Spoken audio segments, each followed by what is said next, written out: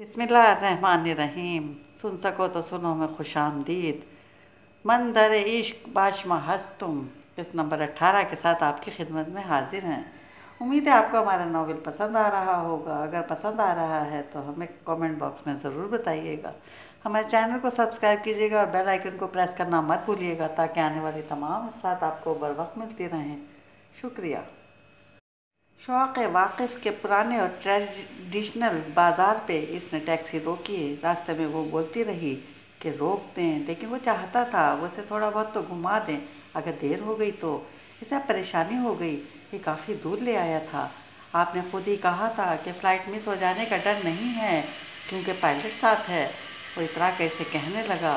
वो तो है, फिर भी मैं चाहती हूँ वहाँ कम से कम आधे घंटे पहले पहुँचे हों। सिर्फ 5:30 बजे 5 घंटे रहते हैं, चलें।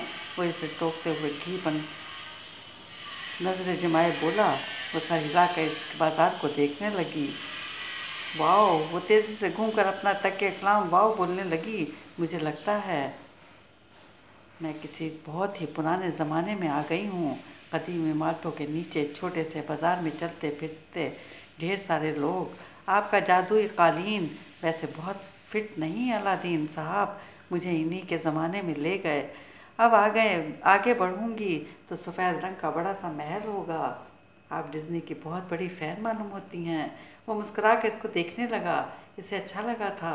वो इतनी मासूम सी और इसकी ख्वाहिशात बच्चों जैसी, वरना आजकल की लड़कियाँ। वो इसे अपने कज़न्स याद आईं जिन्हें ड्रामा, गॉसिप और बहुत सी फजूल फिल्म्स और गाने को शौकीन पाया। और इसे देखो, इन्हें की उम्रों में बच्चों वाली फैंटेसी। वैसे आपका नाम सलाहुद्दीन किसने रखा था?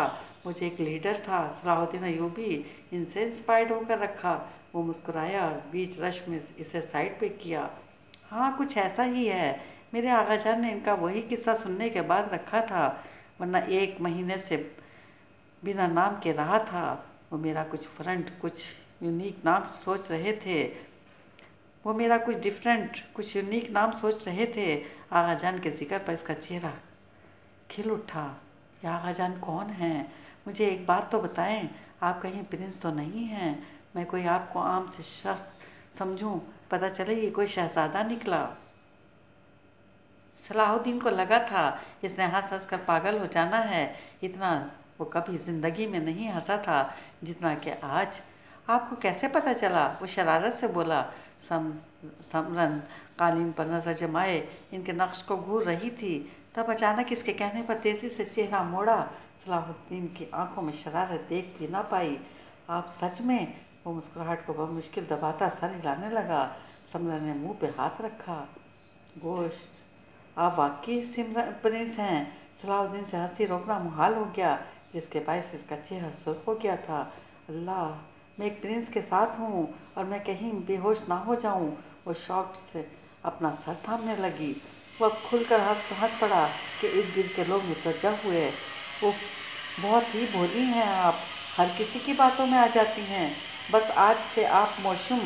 इसकी शरारत पर इसकी छोटी सी चमकती हुई पेशानी पे बल आए और वो अब इसको घूर कर जोर से मुक्का मारने लगी। मौसम कहेंगे तो आपका चेहरा बिगाड़ दूंगी। मौसम, वो कहते हुए तेज़ी से चल पड़ा और वो भागने लगी कि किसी चोर ने इससे बैग जल्दी से लिया और तेज़ी से मुड़ी और जल्दी से अपने बैग के स्ट्रैप पकड़े। वो बंदा भागने वाला था कि फ़ौरन बैग खींचने पर अपना तवाज़ुन बरकरार न रख सका और मुंह के बल गिरा। सलाहुद्दीन भी तेज़ी से पीछे मुड़ा। समरन चलते हुए आई और अपनी हिल उतार कर इसे मारने लगी। सलाहुद्दीन का मुंह खुल गया। बैग छोड़ो मेरा। वो घुराई थी। वो तो जैसे इसके जलाल पर हैरान रह गया था, जबकि चोर तेज़ी से अरबी ज़ुबान में कुछ कह रहा था। सलाहुद्दीन ने इसे रोका और तहम्मुल से कहने लगा, ठीक है, बैग मिल गया, चलो। मगर समरन अपना हाथ छुड़ा कर इसे ठोकर मारने लगी और फिर गुस्से से लोगों को देखा। आपके मुल्क में एक चोरी करता है तो आप इसके साथ कुछ नहीं करते? मारें इसको। मौसम छोड़ दो। अरे, ऐसे कैसे छोड़ दूँ? आज मेरे ये माफ़ कर दिया, इसके होश ठिकाने ना लगाए गए तो ये कल भी यही करेगा।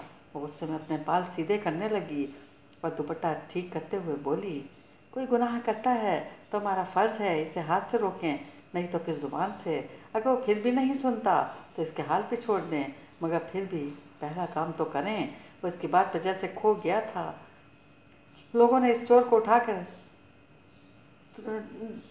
तो लगाई, साथ में पुलिस के हवाले करने का फैसला किया। जबकि समरन साइड पर होकर जूता पहनने लगी। एक औरत जो लेरी की दुकान पर बैठी हुई थी इसके पास आई। तुम ठीक हो? इसने अरबी में कहा। समरन समझ गई, मुस्कुराई और सर हिलाया। जमीला, वो इसके सोहने बिखरे मुखड़े को देखते हुए बोली, खूबसूरत? नहीं, मेरा नाम समरन है। वो तुम्हें खूबसूरत कह रही है। तुम ठीक हो? ऐसे नहीं करना चाहिए था। वो लाख लिबरल सही, मगर था तो एक पठान, और इसे अच्छा नहीं लगा था इस तरह का बर्ताव। माँ पानी,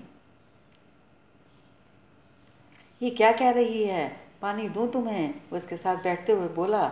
इसने मुस्कुराकर सर हिलाया और वो जो लेरी देखने लगी, इसकी नज़र बेख्तियार मेरा नेकलेस पर पड़ गई। ये मेरे कपड़ों के साथ कितना मैच कर रहा है, और आपकी आंखों से भी। सलाउद्दीन ने देखा, वाकई नेकलेस का रंग इसकी आंखों से के अक्स से मिलता था। वैसे एक बात बोलूं तो आप खुशफहमी में मुब्तला ना होइएगा, आपकी आंखों का रंग बहुत प्यारा है, मुझे लहरी को देखते हुए कहने लगी। जबकि सलाहुद्दीन का दिल फूलों की तरह खिल उठा। वो इसे भी कहना चाहता था, इसकी आंखें से दीवाना करती हैं। थी तो काली, मगर सलाहुद्दीन को चमकता हुआ सियाह मोती से कम नहीं लगता था।